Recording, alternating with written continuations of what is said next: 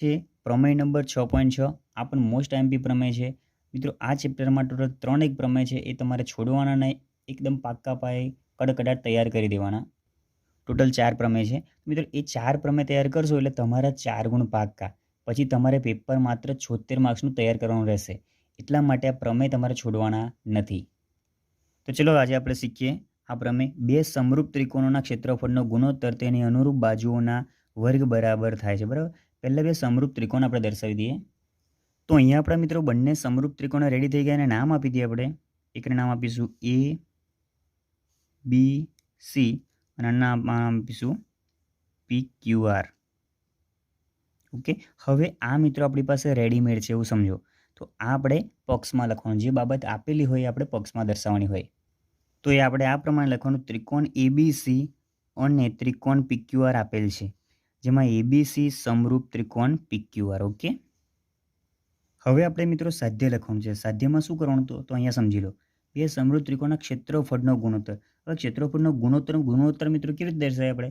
અંશ અને છેદમાં દર્શાવીએ છીએ, તો એ પ્રમાણે લખવાનું જો અહીંયા ત્રિકોણ એબીસી, ત્રિકોણ નહીં લખવાનું આપણે, ખાલી એબીસી એના છેદમાં બીજું ત્રિકોણ પીક્યુઆર। ઓકે, હવે આ બંનેના ક્ષેત્રફળ કેવા હશે? ક્ષેત્રફળનો ગુણોત્તર કેવો હશે? અનુરૂપ બાજુઓના ગુણોત્તર એના વર્ગ બરાબર। તો મિત્રો અનુરૂપ બાજુઓ કઈ થાય કે એ બીના છેદમાં પીક્યુ આવશે। જો સમજો અહીંયા એ બીના છેદમાં પીક્યુ, બીજી અનુરૂપ બાજુ કહીએ તો બીસીના છેદમાં ક્યુઆર, અને ત્રીજી અનુરૂપ બાજુ વાત કરીએ ત્રીજી મિત્રો એસીના છેદમાં પીઆર। ઓકે, તો મિત્રો હજુ આપણું કામ પૂરું નહીં થયું। અહીંયા શું કીધું? જો ત્રિકોણના ક્ષેત્રફળનો ગુણોત્તર એટલે કે આ વસ્તુ બરાબર શું થાય? અનુરૂપ બાજુઓનો ગુણોત્તર નથી કીધું, બાજુઓના ગુણોત્તરનો વર્ગ। એટલે આ જે બાજુઓ છે મિત્રો 3 લખી, એની ઉપર આપણે વર્ગ કરવું પડશે। ઓકે, તો આ બાબત આપણે છેલ્લે સાબિત કરવાની છે, અને આ વસ્તુ સાધ્યમાં આવે। જે આપણે છેલ્લે સાબિત કરવાનું હોય એ વસ્તુ આપણે સાધ્યમાં લખવાનું। હવે આપણે આ લાવવા માટે જે પ્રોસેસ કરીશું એને કહેવાય સાબિતી, અને અહીંયાથી આપણે સાબિતીની શરૂઆત કરીએ।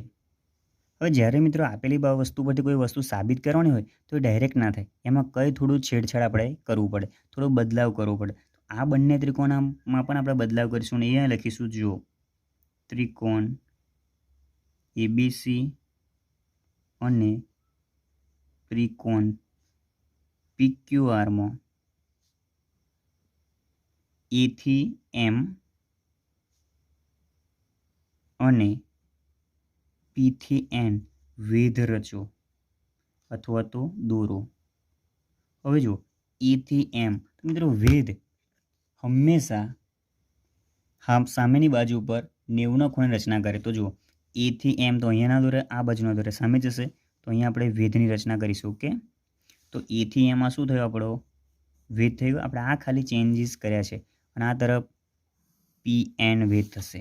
ઓકે, અને વેધ હંમેશા સામેની બાજુ સાથે 90નો ખૂણો બનાવે, એટલે નિશાની તમારે 90ના ખૂણાની અહીંયા રાખવાની। ઓકે, તો બે આકૃતિ આપી હતી, એના પરથી આપણે પક્ષ લખ્યું, જે સાબિત કરવાનું છે જે બાબત એ આપણે આના પરથી લખી દીધી, અને છેલ્લે સાબિતી માટે જે જરૂર છે એમ અને પીએન દોરવાનું છે તે આપણે કરી દીધું છે। હવે મિત્રો આપણે યાદ રાખવાનું, ત્રિકોણનું ક્ષેત્રફળનું સૂત્ર શું થાય? તો લખીએ આપણે ત્રિકોણનું ક્ષેત્રફળ બરાબર। સૂત્ર શું થાય તમને બધાને ખબર છે, 1/2 ગુણ્યા પાયો ગુણ્યા વેધ। ઓકે, તો અહીંયા આપણે લખીએ ત્રિકોણ એબીસીનું ક્ષેત્રફળ બરાબર। તો જો એબીસીનું ક્ષેત્રફળ બરાબર શું થાય? તો એ જ થશે 1/2 ખરું। હવે એબીસીમાં મિત્રો પાયો કયો આવશે? તો કે બીસી પાયો આવશે, લખીએ ગુણ્યા બીસી, અને વેધ શું આવશે? તો કે પાયા સાથે જે 90ના ખૂણે રચના કરે અને એ થી એમ છે બરાબર, તો એ આપણો વેધ થશે। ઓકે, થઈ ગયું। અને આપણે બાજુના ત્રિકોણને પણ બાકી ના રખાય, તો આને જેવું કર્યું છે સેમ ટુ સેમ આનું બરાબર। ત્રિકોણ પીક્યુઆર માટે ચલો 1/2 તો લખી દેવાના, ગુણ્યા એનો પાયો ક્યુઆર થશે, એનો વેધ શું થશે? પીએન થશે।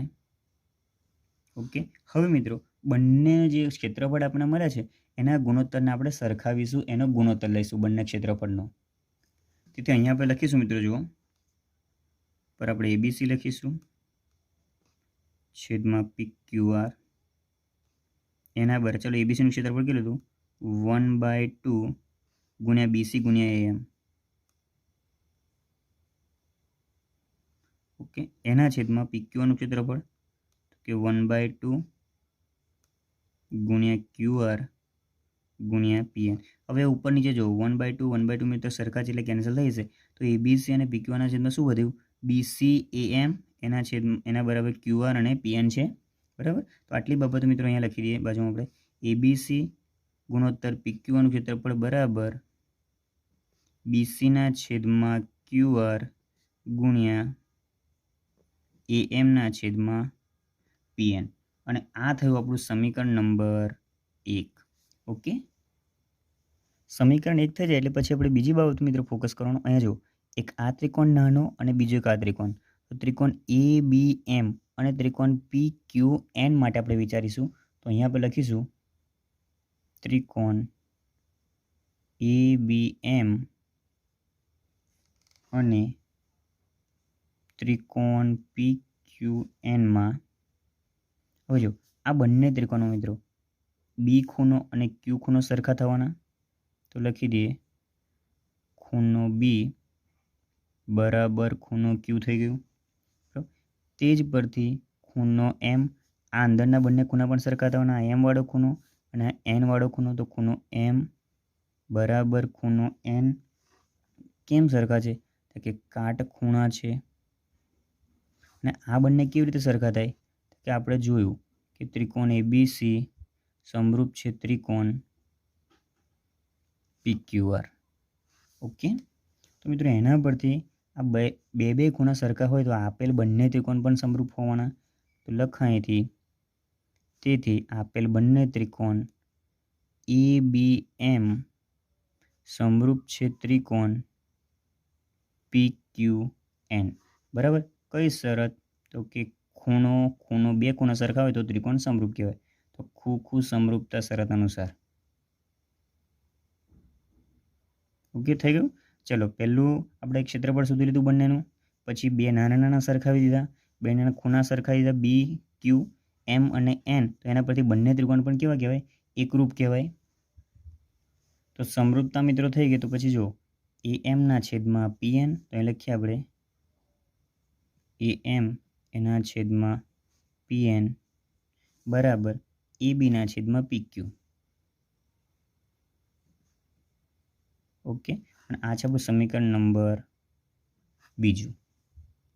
અને છેલ્લી બાબત મિત્રો અહીંયાથી બી લખી દેવાની કે ભાઈ વળી ત્રિકોણ ABC સમરૂપ ત્રિકોણ PQR તો છે જ. તો બંને ત્રિકોણ સમરૂપ છે તો અહીં 3 બાજુઓનો ગુણોત્તર પણ સમરૂપ થવાનો, સરખો થવાનો. તો જો ABના છેદમાં PQ લખીએ એના બરાબર BCના છેદમાં QR બરાબર ACના છેદમાં PR. ઘણીવાર મિત્રો C આગળ અને A પાછળ પણ લખેલો હોય છે. બરાબર, ચલો થઈ ગયું. આપણું સમીકરણ નંબર થયું 3. હવે મિત્રો આગળ જુઓ. તેથી આપણે પહેલા સમીકરણને પાછું પકડીએ છીએ. બરાબર, 3 સમીકરણ થયા પછી શું કરવાનું? પહેલા સમીકરણ આપણે પાછું એકવાર પકડવાનું. તો એ શું છે? તો કે ભાઈ ABC છે એના છેદમાં PQR છે. બરાબર, ABCના છેદમાં PQR છે. એમાં જો BCના છેદમાં QR અને AMના છેદમાં PN. તો અહીંયા તમે જુઓ, આપણે થોડી જગ્યા છોડી દઈએ, પછી ગુણાકાર કરી દઈએ. AMના છેદમાં PNને પહેલાં લખી દઈએ AM છેદમાં PN. હવે યાદ કરો BCના છેદમાં જે QR છે, BCના છેદમાં QR, તો એની જગ્યાએ મિત્રો અહીંયા જો BCના છેદમાં QR છે તો એની જગ્યાએ આપણે ABના છેદમાં PQ લખો એટલે લખાય, કારણ કે આના બરાબર આ પણ થાય, આના બરાબર આ બાબત પણ થાય. તો અહીંયા સમીકરણ 1માં BCના છેદમાં જે QR છે એની જગ્યાએ આપણે ABના છેદમાં PQ લખીશું. ABના છેદમાં PQ. લખવાનું સમીકરણ 3 પરથી. હવે આગળ જુઓ, આપણું આ એબીના છેદમાં પીક્યુ થયું ગુણ્યા, હવે એમના છેદમાં પીએન છે ને, જો અહીંયા પણ છે એમના છેદમાં પીએન, એના પર શું એબીના છેદમાં પીક્યુ લખાય. તો આ એમ અને પીએનના છેદમાં જે એમ અને પીએન છે એની જગ્યાએ આપણે એબીના છેદમાં પીક્યુ લખી દઈએ. ફરી એકવાર એબીના છેદમાં પીક્યુ, બરાબર. એ કેવી રીતે લખ્યું કે ભાઈ સમીકરણ 2 પરથી. તો અહીંયા મિત્રો એબીસી અપોન પીક્યુ આનો ગુણોત્તર થશે એબી ગુણ્યા એબી એટલે એબી રાખીએ, પીક્યુ ગુણ્યા પીક્યુ તો આપણે પીક્યુ રાખીએ, અને બંને બબ્બે વખત છે, બરાબર. એબી એબી પીક્યુ પીક્યુ તો એનો હોલ સ્ક્વેર થઈ જશે, બરાબર. તો આમ ત્રિકોણ એબીસીનું પીક્યુનું ક્ષેત્રફળ બરાબર એબીનો વર્ગ એટલે કોઈ એક બાજુના ગુણોત્તરનો વર્ગ થાય, બરાબર. હવે તમે સમજો સમીકરણ 3 પરથી. સમીકરણ 3 શું છે? 3 બાજુનો ગુણોત્તર કેવો હોય? સરખો હોય.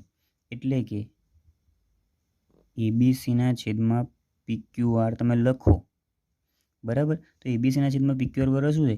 એબીના છેદમાં પીક્યુ છે મિત્રો, તો એ પહેલાં લખીએ આપણે એબીના છેદમાં પીક્યુ, પણ એનો શું થાય? વર્ગ છે. હવે જો એબીના છેદમાં પીક્યુ બરાબર બીસીના છેદમાં ક્યુઆર અને બરાબર એસીના છેદમાં પીઆર છે.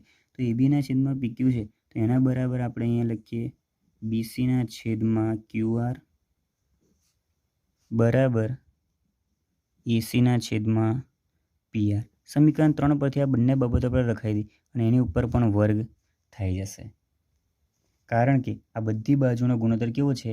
સરખો હોય. તો એબીસીનું ક્ષેત્રફળ અપોન પીક્યુનું ક્ષેત્રફળ બરાબર એબી અપોન પીક્યુનો વર્ગ થાય, તો પછી બીસી અપોન ક્યુઆરનો પણ વર્ગ થાય અને એસી અપોન પીઆરનો પણ વર્ગ થાય. અને મિત્રો જ્યારે પણ પ્રમેય પૂરો થાય એટલે આ રીતે તમારે બોક્સ બનાવી દેવાનું, મતલબ આપણી સાબિતી અહીંયા પૂરી થાય છે.